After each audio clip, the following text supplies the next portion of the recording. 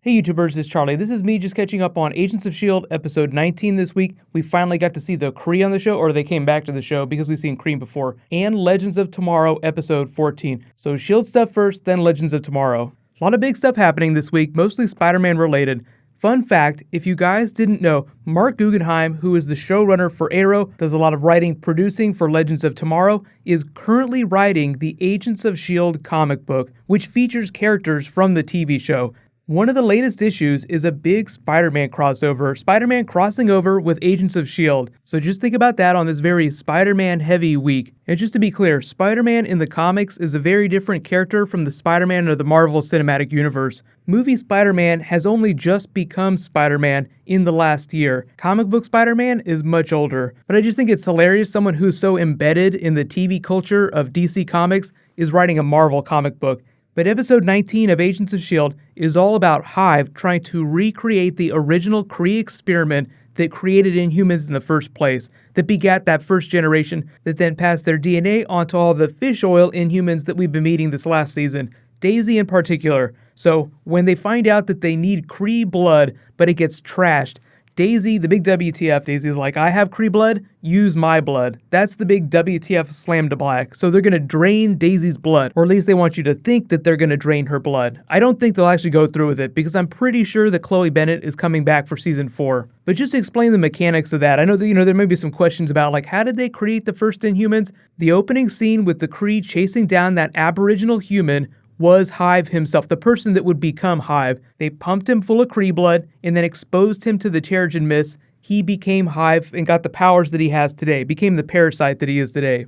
In the comics, the reason that the Kree created the Inhumans was to be this weapon of mass destruction in their war with the Skrulls. There was this big conflict called the Kree-Skrull War. They wanted to issue a final solution on the Skrulls, so they tried to create the Inhumans, but they were unsuccessful, so they just abandoned their experiments. But they had already created a bunch of Inhumans, so they became a very isolated, caste-based society that evolved separately from the rest of humanity. Now, the big change from the comics is that we haven't seen Attilan yet. That's their home, but it's constantly hidden from sight. There have been a number of different places that it's existed in the comics. Sometimes it's on the dark side of the moon. Sometimes it's directly over Manhattan. In the comics more recently, there's a place called New Attilan. There was this big event where a Terrigen bomb was released. The TV show kind of did their version of that with the fish oil pills. So right now, Hive is trying to create as many Inhumans as possible because his whole ability revolves around controlling other Inhumans. So the more people on the planet that are Inhumans, the more people he can control.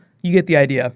But because the Kree are such a big deal during the Guardians of the Galaxy movies, I'm guessing that they said that these Kree were not from the Kree homeworld because they're not really sure what the final look of the Kree are going to be in Guardians of the Galaxy 2, or they just want to keep it as separate as possible. But the way they explain these two Kree is that they were left in stasis around the planet as a safety measure. So all in all, it was a pretty good episode. Agents of S.H.I.E.L.D. is getting really, really weird, which I'm actually excited about because Joss Whedon's brother, who's the showrunner, all of his strength as a writer, as a showrunner, is in the weird things that he chooses to do with his characters. So when it comes to Agents of S.H.I.E.L.D., the weirder, the better. They did reveal on next week's show that they're going to be doing their big Civil War crossover, the official crossover, and it will be very much in the vein of the Superhero Registration Act via Sokovia Accords. So next week crossover, but moving into Legends of Tomorrow territory. So I'll be talking about Legends of Tomorrow episode 14. So this week's episode is being affectionately called the Everybody Makes Shockingly Bad Decisions episode on the Wave Rider. Vandal Savage gets out, their time drive is damaged, and then once we finally make it to the vanishing point,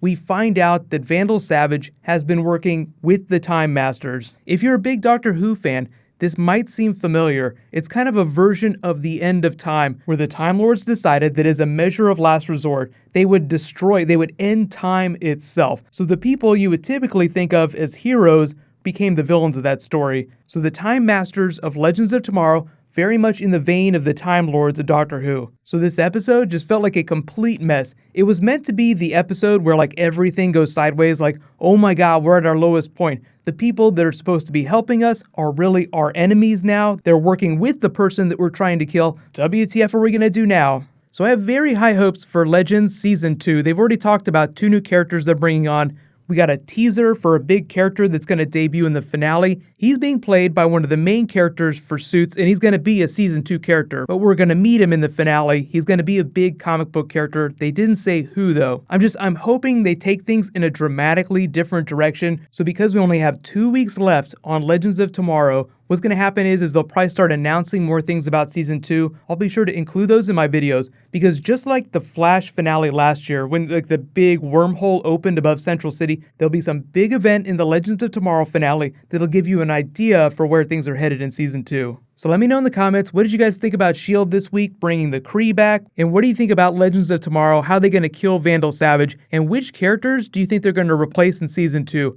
Just in general, it felt like this was a light week of TV. The Flash is always pretty strong, but because of Captain America Civil War just dominating everything, it just felt like a lot of the volume got turned down on the TV shows. But there are still some really big things going on, so be sure to catch up if you're behind. There's only a couple weeks left from all these shows. What's going to happen next is there'll be some Game of Thrones tomorrow, so be sure to subscribe to get that. I'll do a bonus video before I do my episode 3 video. Hopefully you guys have had a chance to see Civil War. It's amazing. You can click here for my Easter egg video. There are about 50 Easter eggs that I included in that. And you can click here for my review of the movie. Thank you so much for watching, everybody. Let's high five. I'll see you guys tonight.